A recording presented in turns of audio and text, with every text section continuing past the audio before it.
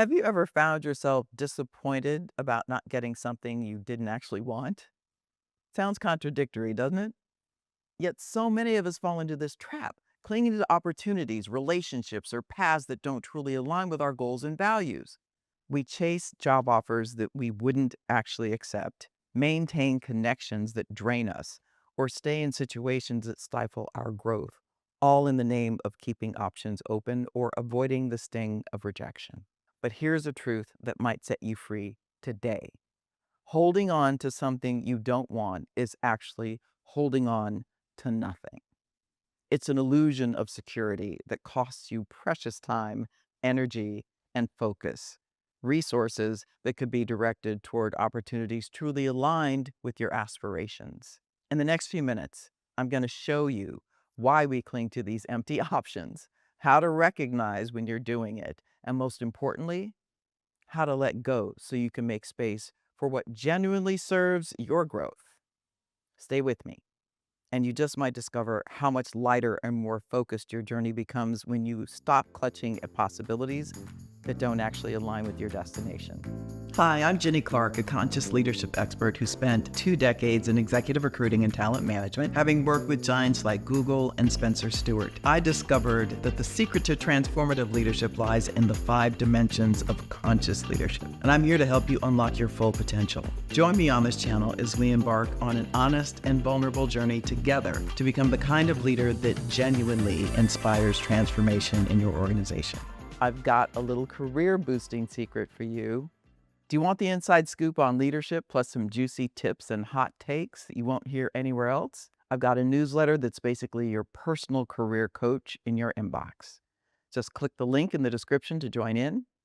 Oh, and if you're loving this content, I know you are, check that subscribe button. It's like giving me a virtual fist bump, ensuring you won't miss out on any future videos.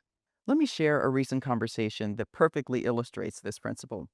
I was having dinner with a friend and her husband, a highly accomplished engineer who was navigating a career transition. For months, he had been networking discreetly, meeting with contacts at companies of interest, and applying to numerous opportunities online. As we enjoyed our meal, he updated me on his job search progress. He mentioned one particular company where he'd gone through multiple rounds of interviews but wasn't optimistic about receiving an offer. Then he said something that made me pause. He expressed apprehension about the organization and some of the leaders he'd interviewed with. Despite these reservations, he looked visibly disappointed as he admitted he wasn't looking forward to being rejected. I was confused by this. So I reflected back what I was hearing. You didn't like some of the people you met and wouldn't want to work there, but you're disappointed now that you might not get an offer for a job that you don't want. Did I get that right? The look on his face transitioned from surprise to embarrassment and then to a smile of recognition. You're right, he acknowledged. But I guess it's just the rejection that's disappointing. I asked him a simple question.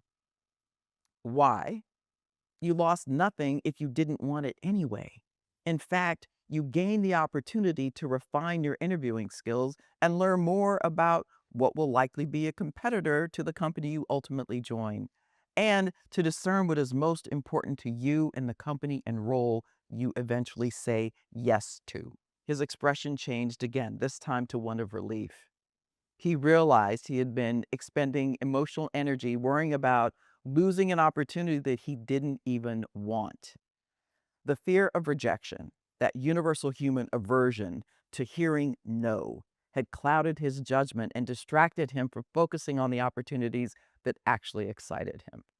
This conversation revealed something profound.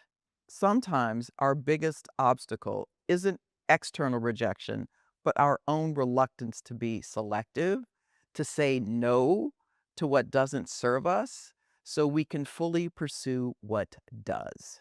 This pattern of holding on to things we don't actually want extends far beyond job searches. Consider how often this shows up in other areas of professional life. Take the case of Sarah, a marketing executive I worked with who was overwhelmed by her workload. When we analyzed her calendar and commitments, we discovered she was sitting on three cross functional committees that didn't align with her core responsibilities or career goals. When I asked why she remained on these committees, she admitted that she had joined them years ago to build visibility and now stayed because she feared declining would damage relationships or make her appear uncooperative. The result? She was spending nearly 20% of her work week in meetings that added no value to her core objectives or professional development. She was literally holding on to responsibilities she didn't want, which left her with less time and energy for the work that actually mattered to her. This behavior is surprisingly common. A study from the Harvard Business Review found that professionals spend an average of 41% of their time on discretionary activities that offer little personal satisfaction or relevance to their core job functions, simply because they haven't deliberately chosen what to let go of. Think about your own situation. Are there projects you've taken on that don't excite you? Networking events you attend out of obligation rather than interest? Professional relationships you maintain that drain rather than energize you? Each of these represents something you're holding on to that may be preventing you from fully grasping what you truly want. Let's explore 5 lessons about why we hold on to things we don't want and how we can break free from this pattern. Recognize the fear behind the attachment.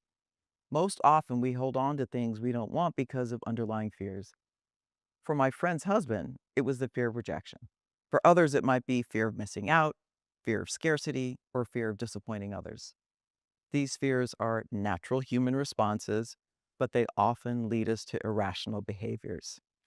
We collect contingency plans and safety net options even when they don't align with our goals, simply to avoid the discomfort of uncertainty. Ask yourself, what am I actually afraid of losing? Is it the specific opportunity or is it something else? Security, validation, or a sense of control? When you identify the fear driving your attachment, you can address it directly rather than clinging to options that don't serve you. Remember, genuine security comes not from having more options, but from having the right options, those aligned with your values and goals. Calculate the true cost of holding on. Holding on to things you don't want isn't it just emotionally draining, it has tangible cost to your career, well-being, and future opportunities. Every role you pursue half-heartedly takes time and energy away from finding positions you generally excel in. Every project you accept without enthusiasm consumes resources you could dedicate to work that showcases your strengths.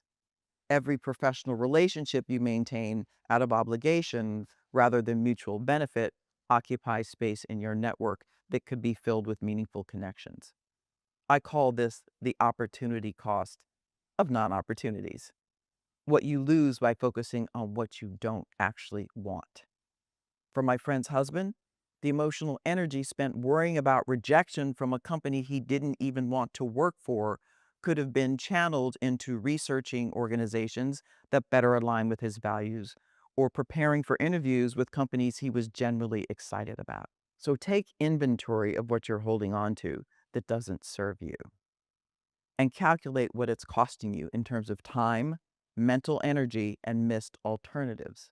Practice intentional selection rather than collection. Many of us approach opportunities with a collector's mentality, gathering as many as possible, as if quantity enhances our professional value. But the most successful professionals are highly selective, choosing opportunities that align with specific goals rather than accumulating options indiscriminately. Warren Buffett famously said, "The difference between successful people and really successful people is that really successful people say no to almost everything." This isn't about being negative. It's about being intentional and protecting your most valuable resources, your time and focus. Develop clear criteria for what you want in your career, relationships, and commitments. When new opportunities arise, evaluate them against these criteria rather than defaulting to yes out of habit or fear. For example, before pursuing a job opportunity, ask yourself, does this role leverage my key strengths? Does the company culture align with my values? Will this position advance me toward my long-term goals? Do I feel genuine excitement about the work itself? If the answer to any of these questions is no, consider whether you're pursuing this opportunity out of genuine interest or merely to avoid feeling rejected or to have a backup plan. Reframe rejection as redirection. Many of us hold on to options we don't want because we fear rejection, but what if we could transform how we view rejection? Rejection isn't about a judgment of your worth. It's information that guides you toward better fits. Each no narrows your search and directs you toward where you should be focusing your energy. Create space for what you truly want. Nature abhors a vacuum, and so does your career. When you clear space by letting go of what you don't want, you create room for what it is that you do want to enter. This might mean declining a committee role that doesn't advance your core objectives, ending professional relationships that drain you rather than energize you, withdrawing from consideration for positions that don't excite you. You can say no. Delegating or discontinuing projects that don't utilize your strengths. Many people fear this letting go, worried they'll end up with nothing. But in reality, the opposite usually happens.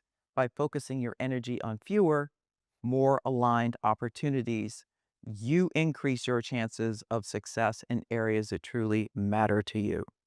Here's what I want you to take away. To practice this principle, conduct an opportunity audit of your commitments while creating a not to do list. Then prepare templates for saying no and define clear success criteria to evaluate new opportunities. This approach isn't about negativity, but intentionality. Letting go of what doesn't serve you creates space for what truly matters. Holding on to something you don't want is holding on to nothing. This simple truth can transform not just how you approach your career, but how you live your life. When you release the illusion of security that comes from collecting opportunities, relationships, or paths that don't align with your goals, you discover a deeper security, the confidence that comes from knowing you're investing yourself fully in what truly matters to you. The irony is that by becoming more selective, by saying no to what doesn't serve your growth, you actually expand your capacity to succeed in the areas aligned with your authentic goals. You become more focused, more energized, and more effective. So I challenge you. What are you holding on to right now that you don't actually want? What would become possible if you let it go? I get it. Taking that first step can feel daunting. I've been there too. But here's the thing. You've got strengths you might not even realize yet. I've put together a free career mapping framework to help you uncover those hidden talents and chart your own path forward. It's not about changing everything overnight. It's about starting to see your potential clearly. Ready to explore? The framework's waiting for you. Just click the link in the description. Your future self will thank you for taking this small but powerful step today.